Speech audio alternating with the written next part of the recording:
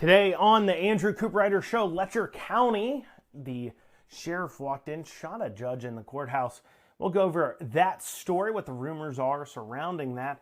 Also, out of Letcher County, a parody video that wasn't very clearly a parody caught up some people. We'll talk about how it did that, how it caught up those people, how it confused people, and what that says about our school system. Speaking of our school system, recent numbers indicate that private schools in Kentucky are twice as likely as public schools to be considered a blue ribbon school. And then finally, those of you who listen to the show on a regular basis heard me talk about a story regarding a free LGBTQ gender-affirming haircut event. Well, WDRB did a story about it, and let's see if they answered the question that I had, that I think most of the commenters that I'm seeing have the same question. What is a gender-affirming haircut? So we're going to have all that and more today on the Andrew Cooperrider Show. Of course, as always, make sure you like, comment, share, and subscribe. Tell other people to tune in. Without further ado, let's get down into it. So, in Letcher County, we had this shooting take place inside a courthouse, actually. It was Letcher County Sheriff Sean Steins. They're saying allegedly, but he pretty much gave himself up. Shot and killed Judge Kevin Mullins in his courthouse chambers. And so it's a pretty extreme event. Apparently they knew each other pretty well. And the sheriff in this case, he walked in. They said there was an exchange of words. Perhaps cell phones were exchanged. And then shortly thereafter, the sheriff pulled out his gun, shot the judge, and then walked out and gave himself up. And so you would imagine that there's got to be some backstory here. A person doesn't decide to give up their life, their career, and everything so what's called clear-minded, right? Don't get me wrong, there's evil, psychopathic, crazy people out there. There is. However, this isn't the typical person. It isn't a typical situation that those crazy, evil, psychopathic people decide almost with clear mind and this is what is alleged here, that to just shoot somebody and then give themselves up. They must feel in a lot of these situations that it was for a greater purpose. So that leads down the rumor mill. Now, the rumor mills are swirling, and there's a lot of things being said back and forth. There's a lot of accusations that the judge, that you'll see on the Facebook comments and everything else, that the judge in this case, Mullins, was somehow involved with the sheriff's minor's daughter. I've heard varying ages. The sheriff's daughter, of how old she was, and whether the judge was messing around with just the daughter or some others that were maybe underage. A lot of comments going around that we don't know whether they're factual or not. We don't know whether or not the judge in this case did anything wrong. So before we jump to conclusions, let's get the facts out. Now, if it comes out that it was a situation of rape or underage type behaviors, there's a lot of people saying, look, what the sheriff did was right. And then there's also people, and this is kind of wild to me. Right now, the safest thing for you to do on this subject, if you were to decide you want to comment about it or something like that, would be to just go ahead and wait until you get the facts. Let's find out all the situation here. How deep does it go? Because obviously the question would be, well, why doesn't he just let the law take its course? Why doesn't he just arrest him? I mean, obviously the judge is a part of the legal system, so perhaps he's worried that he would end up getting off. I mean, let's not forget that this is the same area of Kentucky where we had the killing of Amber Spradling inside somebody's home. And there was only 5 suspects. And it took almost a year to make an arrest of those individuals. And, pretty early on, most people kind of knew what was going on. Those of you who listen to the shows, I talked about this in one of my shows and others, and had mentioned it in passing a few times on a few other episodes. I had one episode where I completely focused on it, and I mentioned it in passing. But that was pretty well known. I mean, I was talking to people down in the area, and The allegations is that the homeowner of the Amber Spradling murder, and for those of you who don't know what I'm talking about, there's a murder in the home of a prominent dentist in the area that also apparently owned a bar, and Amber Spradling worked at the bar or visited the bar, and then after the bar, they went back to the dentist's home, and there was a small party, 5-6 people or so. At one point, 911 was called over somebody falling and cutting open their head, so that created some drama of why didn't 911 respond to that call, and that's being worked through, and I did a whole show on why they probably didn't respond. But regardless, the point here is that when the murder happened, allegedly, the dentist, the homeowner, had actually called the county attorney and the sheriff before he called 911 to report that Amber Spradling was dead in the home. That's the alleged case. And then it takes a year almost to make an arrest. And there's all kinds of rumors swirling out of that case involving things like the dentist being involved in illegal gambling rings, and maybe the sheriff and county attorney were worried about him turning them in because they were a part of that to make a deal for getting him and his son off for this murder charge. There's a lot of allegations and rumors swirling, but regardless, that was a pretty slow justice. I mean, it took a long time for how short that suspect list really was. So putting that to the side,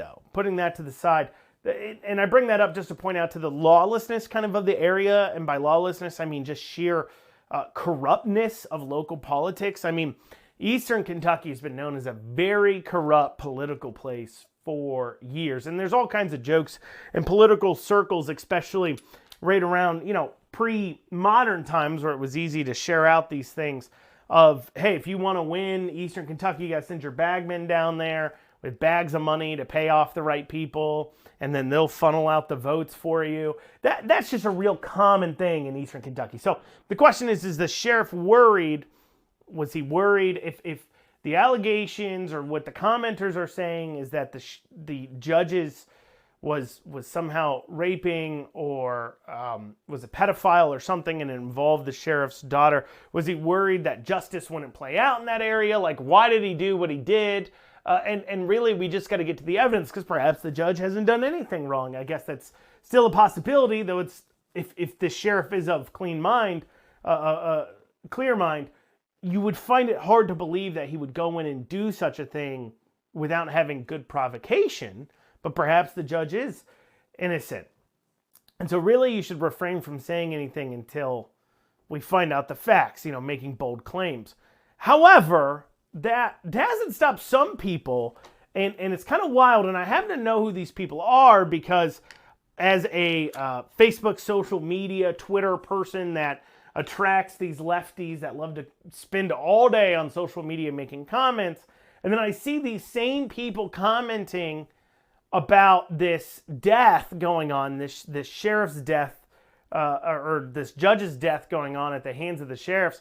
And one of the wildest comments I've seen is from leftists saying that even if the judge was messing around with the sheriff's daughter, that, we shouldn't be applauding the death of the judge. Not just, something else to say, look, we should let justice take its course. This is vigilantism. We shouldn't approve of this because while he might be guilty and knowingly guilty, somebody's going to end up killing somebody thinking they're guilty and they're not guilty. If you want to make that argument, that's one thing. It's a whole nother argument to say, oh, he's 100% guilty, but I'm going to argue that the judge didn't deserve death. I'm not saying the judge is a pedophile. Obviously, we have to find these things out. But basically, in their mindset, they're saying, yes, the judge is a pedophile, but that's okay. Or not okay, but that shouldn't be met with death. Or it's not right for the father of one of the alleged victims to kill a perpetrator. And that just, it goes to show the mindset when it comes to especially children. We hear lefties talk all the time when we point out, and this is a story we'll talk about later on about the gender-affirming haircuts. But one of the things that bothers conservatives so much is how much the leftists love to go after the children, especially with this LGBTQ stuff. And the leftists have a hard time understanding why we're so upset about it, or at least they pretend to. But that really, for me, personifies exactly the thought process here, is that conservatives really are, and granted, I'm not saying there's not people who identify as conservative that end up doing bad things, but when conservatives are talking about things like the drag story hours and these drag shows with kids, and they're talking about pushing this, especially the transgenderism and surgeries on kids, it is truthfully about protecting kids. They're the people who say and defend the idea of a father killing somebody who is raping their daughter. There's somebody who says, yeah, I'm okay with that. If it's true and that's accurate and that's truthfully what happened and that falls right in line, I'm perfectly okay with the perpetrator being killed for rape, incest, whatever it could be. It could be rape and incest and anything surrounding, especially pedophilia. You know, a lot of conservatives, there's a movement amongst conservatives to actually try to get the death penalty for people who commit child rape because it's such an egregious crime. But yet, here's the leftists looking at that saying, no, nobody deserves to die from it. It's just such an interesting mindset and dichotomy that I want to point out. Now, speaking of Letcher County, there's this recent video that came out of Letcher County that was a parody video, supposedly. It didn't really seem like a parody. Background here. So a few weeks ago, maybe a month or two ago, Letcher County had purchased, the public schools there, had purchased a luxury SUV, a very specific luxury SUV. And the dealership they purchased it from made an actual marketing video and marketing post out of the purchase, thanking the school for this very expensive purchase. And obviously that led everybody and their mother to wonder, like, why did you buy? Because there's no good reason to buy a luxury SUV. Even if you want to claim that it's for transportation resources in order to help transport students in certain situations where for some reason a bus is more expensive to operate, well, you would have to defend buying that over getting something like a 15-passenger van or 10-passenger van that costs the same or less and can carry twice as many people.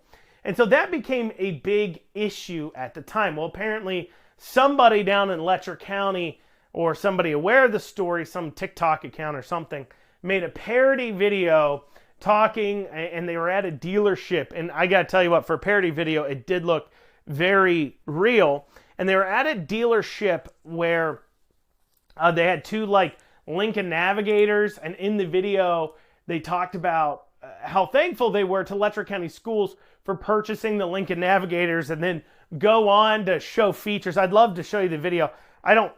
Where I originally saw it at, it's been pulled down since it was discovered. It was a hoax or a parody or whatever you want to call it. But basically, he thanked them for buying it, then went over the features of it, talking about massage seats and heated and cooled seats and how it was for the smaller teams and so on and so forth. And then at the end, made a call asking for people to donate money for their school supplies. And so it was not outright and obviously humorous, like it was an obvious joke. It was a quote-unquote parody video, I guess, where they're showing off a luxury vehicle and then simultaneously asking for donations due to budget cuts. And, few people fell for it. A few of our legislators fell for it and being called out for it, like Lindsey Tishner, state senator. She posted about it saying, this isn't parody, this is real. And then it was discovered and the news bothered to track down who shot the video and found out it was parody. And there's a reason, though, why legislators, myself even, for a little bit there, would quote-unquote fall, putting that in quotations, for that kind of thing. And that is because it's completely believable. I mean, our schools are run by some of the dumbest individuals around. And maybe not, I guess, dumbest would mean their intelligence level, but I guess I'm talking more their tactful ability to understand like what they do. For an example, Fayette County Public Schools, you've got a school choice amendment coming up, a vote coming up, okay? Fayette County Public Schools has budget cuts, and they cut things like an art class from, I believe, Cassidy Elementary School. They cut things like, or we're looking at cutting like the school newspaper that had been around for over 100 years from Henry Clay High School, okay? They look at cutting these things, and they claimed it was due to the COVID funding rollbacks. But then simultaneously, they were able to pay a, $50,000, $35,000 speaking fees, and they set aside $35,000 for the superintendent to get a health and wellness coach, and they set aside these massive like $50,000 speaking fees for an event, and they're having spending $5-6 grand reportedly at places like Main Event, and so there's all these expenses coming to light at the same time. So we have a school choice vote going on, and these people want to defeat that. They don't want it to happen because they think it'll cost them money. And granted, it will cost them control, not as much money because it'll cost them students. They know more students will leave their school. It's not that there will be less funding per student. No. They'll actually end up with more funding per student because their property taxes and everything else stays the same. So their funding per student will actually go up in places like Fayette County Public Schools. But what happens is kids leave. And if kids leave, that means you need less buildings, less staff, less people. And that means if you're, especially in the administration, your job could go away. If you're an administrator, teaching jobs won't go away. They'll just shift to the new schools. But it also would mean your little fiefdom of power is shrinking. Your knitting circle is shrinking. And they can't have that. They can't stand to lose their power. And so therefore, they're fighting against, of course, this amendment. But the problem here with them fighting against this amendment that I see is that they are simultaneously making very stupid moves. If ever there was a time to not spend too much money, to not have fragrantly wasteful expenditures, to have things that people would look at and say, you know what, that seems like a lot of money for something stupid, it would be now. But instead, it seems like the schools have doubled down on it. Like, don't buy your superintendent a health and wellness coach, giving them tens of thousands of dollars to do so. Don't do that. At the same time, you're standing forward for a vote centered around how happy people are with their schools or not. Don't do it. But yet, they're so tactfully stupid that they would do it. So it's incredibly believable to me, to many people, that the schools here would go ahead and actually would actually would go out and buy more luxury SUVs than they already bought, with heated seats and massaging seats, because they are that dumb. They're that stupid. And on to our comment here now about blue ribbon schools. So the federal government handed out blue ribbon school awards, and they handed out 5 to public schools here in Kentucky. I believe 4 out of the 5 given to the public schools are all elementary schools. And then middle school, the only one to receive one in the middle school here was, Corbin Middle School got it. And then the rest were all elementary school. Cold Hill Elementary, Lone Oak Elementary, Northern Elementary, and Shirley Mann Elementary School. And then there was 2 private schools, Holy Cross District High School and St. Albert the Great School. So first, if you want to go to a blue ribbon high school, the only one in the state you can go to is a private school. There's only one middle school, and then the rest all elementary schools. But here's the other interesting little tidbit for you. Now you say, well, there's only 2 private schools versus 5 public. Isn't that great? Well, when you look at the numbers, when you compare how many private schools there are, about 400 in Kentucky, to how many public schools there are, which is right around 1,700, actually 1,733, what you find is that you are actually twice as likely, more than twice as likely, to find blue ribbon schools amongst our private schools than you are our public schools. More than twice as likely. Which leads to the question of, if you care about a child's quality of education, why would you be against school choice? It's clear that they have better opportunities in private schools. They have twice the opportunity to go to a blue ribbon school. I mean, it's clearly, it's not about the kids at that point. It's about the system, which is what the entire argument has been about. It was a week or so ago. I did an episode called, What is a Gender Affirming Haircut? It was actually, 10 days ago, 11 days ago, called What's a Gender Affirming Haircut? Well, finally, WDRB decided to go ahead and report on these gender affirming haircuts. Let's take a listen to that news report. To give free gender-affirming haircuts. All day long, people of all gender identities, ages, and hair textures could get a free haircut at Workhouse Barbers on Bardstown Road. There were barbers from several different shops on hand to help out. Guests could also bring in wigs for free cutting and styling. Priority was given to LGBTQ+ youth and young people. Part of the reason why we do this event is to give young people bodily autonomy. And give them the freedom to decide how they want to present themselves, what kind of cut they want to get. And we make it really accessible by not charging for it. Louisville Youth Group is a local nonprofit that supports LGBTQ+ youth throughout the community through community connections, life skills, education, and social advocacy. So there's an interesting claim that was made in that video. First, they didn't actually tell us what a gender affirming haircut is.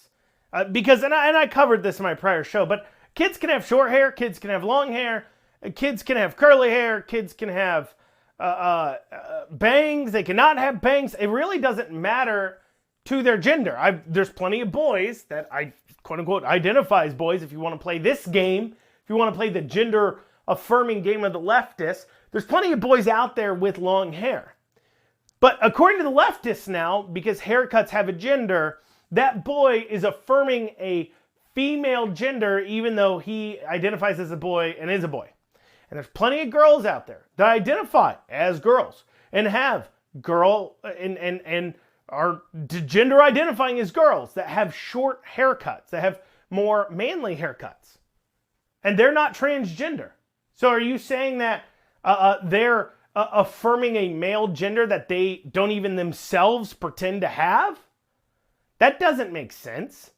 And that's what's so ridiculous. And nobody ever asked that question. What is a gender-affirming haircut? So that question's out the window. Doesn't get answered. But here's the other thing that she said when she was talking about these haircuts.